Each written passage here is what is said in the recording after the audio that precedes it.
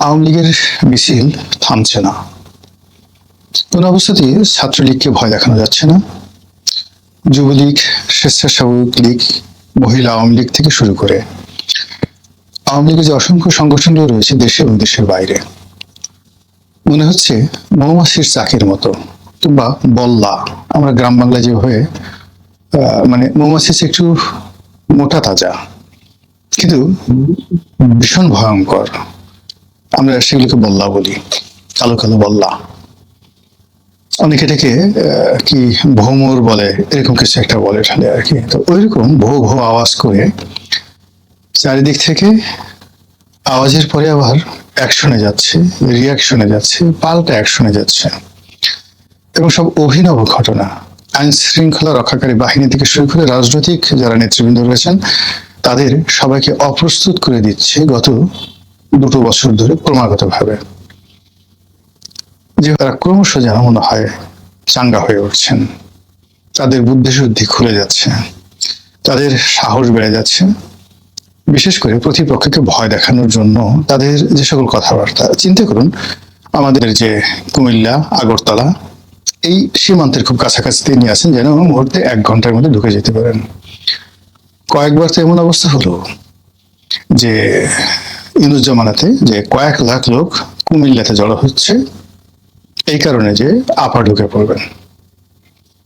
আবার বলা হলো যে না, তিনি ফেনী সীমান্ত দিয়ে তিনি ঢুকবেন।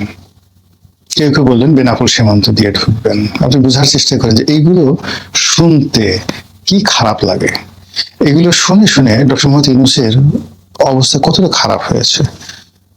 তো যখনই আমি চিন্তা করি যে এই যে শেখ হাসিনা আমি আসছি, আমি ঢুকে পড়ছি, এই ধরনের আওয়াজ বের হতো, তখন ডক্টর মোহাম্মদ ইউনূসের হাতে যদি তার স্ত্রীর জন্য খাবারের প্লেট থাকতো, কিংবা তার হাতে যদি খাবারের গ্লাস থাকতো, তাহলে সেগুলোর অবস্থা কি হতো। এ সকল নেতা আছেন, বিশেষ করে যারা লড়াই সংগ্রামে তার পরীক্ষিত, যেমন বাহাউদ্দিন নাসিম, আলাউদ্দিন নাসিম, জাহাঙ্গীর কবির নানক। তো ওনারা সবাই রাজপথে বিভিন্ন সময় শেখ হাসিনার নানা হুকুম পরিকল্পনা বাস্তবায়ন করতে একেবারে সিদ্ধ হস্ত। কোথায় বাসে আগুন দিতে হবে, কোথায় টায়ারে আগুন দিতে হবে, কোথায় বাসের চাকা পাংচার করে দিতে হবে, কোথায় রিক্সার চাকা পাংচার করে দিতে হবে, কোথায় 2টা পটকা ফুটাতে হবে, এগুলো তাদের সব মুখস্থ। এবং সেই কাজগুলো তো তারা অতীতের মতো করে যাচ্ছে, ক্রমাগত করে যাচ্ছে। আবার এগুলো ইন্টারনেটে ছড়িয়ে দিচ্ছে, চারিদিকে একটা হাহাকার পড়ে যাচ্ছে, ভয় ভীতি ছড়িয়ে যাচ্ছে। এবং এর সঙ্গে নতুন নতুন মানে যে ঘটনাটা ইউনূস জামানাতে হয়েছিল, একটা মিছিল হচ্ছিল মানিক মিয়া অভিনীত সংসদ ভবনের সামনে। তো সেখানে পুলিশের সামনে দিয়ে মিছিল করে করে যাচ্ছিল। পুলিশ তো বুঝতে পারেনি, মিছিলের পিছনে 100-150 হুন্ডায় সশস্ত্র আওয়ামী লীগ 10-12 জনকে ধরেছিল মিছিল থেকে।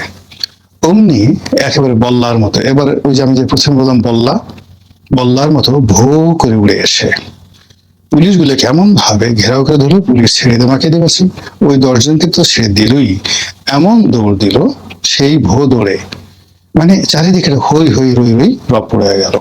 এই অবস্থা। সবাই মনে করেছিল শেখ হাসিনার ক্ষমতা যাওয়ার সঙ্গে সঙ্গে সজীব ওয়াজেদ জয়ের একদম হলকম টিপে ধরবে আমেরিকা।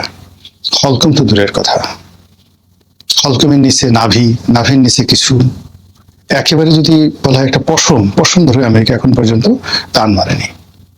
সে দিব্যি আরামে সেখানে ঘুরে বেড়াচ্ছে।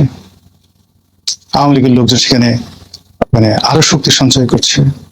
এবং যে সকল বাঙালি প্রবণ এলাকা রয়েছে ফ্লোরিডিয়াতে, যে সকল এলাকা রয়েছে মিশিগানে, নিউ ইয়র্কে, এলেতে, সব জায়গাতে এখন গিয়ে দেখেন আওয়ামী লীগের জয় জয়কার।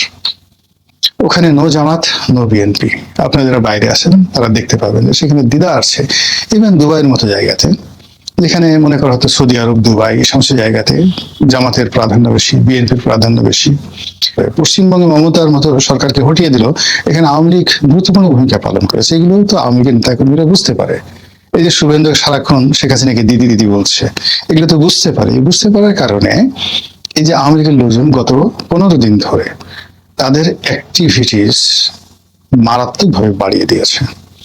এখন তারা প্রকাশ্যে মিছিল করে, মুখে মাস্কও পরে না, পুলিশের সামনে দিয়ে তারা মিছিল করে, কোনো কোনো জায়গায় পুলিশেরকে তাড়িয়ে দেয়। এবং যে ঘটনা নোয়াখালীতে ঘটেছে, ও মাই গড, মাইকে, এটা কি মসজিদের মাইক না কোন মাইক আমি বলতে পারবো না, মাইকে ঘোষণা দিয়ে তারপরে বিএনপির লোকদেরকে ছেঁচা দিয়েছে। আচ্ছা, এই ঘটনাটা তো মিথ্যা না, গল্প না।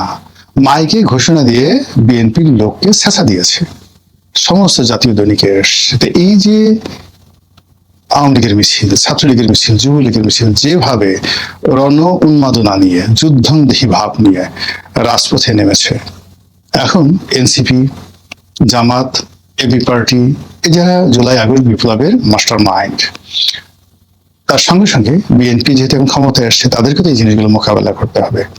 তারা যত তাড়াতাড়ি সম্ভব একটা জাতীয় গোলটেবিল বৈঠক বসবে এবং আওয়ামী লীগের মোকাবেলার মহাপরিকল্পনা নেবে। আদারওয়াইজ কি যে হয় একমাত্র আল্লাহ ছাড়া কেউ বলতে পারবেন না।